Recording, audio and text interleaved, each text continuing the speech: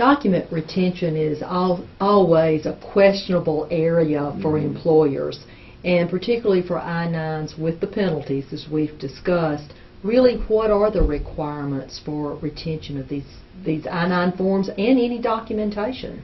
I would tell you, if I was, as an employer, and our firm's an employer just like anybody else, you want to have backup. You want to probably have the paper I-9 forms in the one folder we were talking about in a locked cabinet. I would also be scanning my I-9s in electronically to have a backup.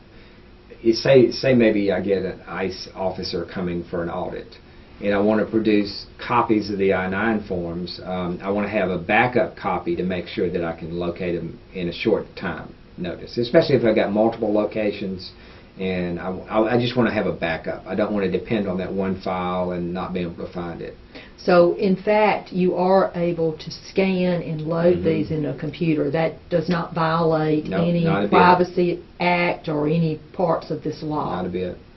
You do have certain requirements. Let's talk about the retention requirement. And this is kind of a nice little form to help you understand. You have to retain an I-9 form for 3 years from the date it was filled out, completed, or from 1 year after the employee leaves you, whichever is longer. Say somebody has worked for me for 6 months.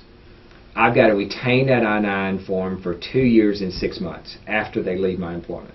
Say if they worked for me for 4 years, I've got to retain that I-9 for 1 year after they left my employment. Does that?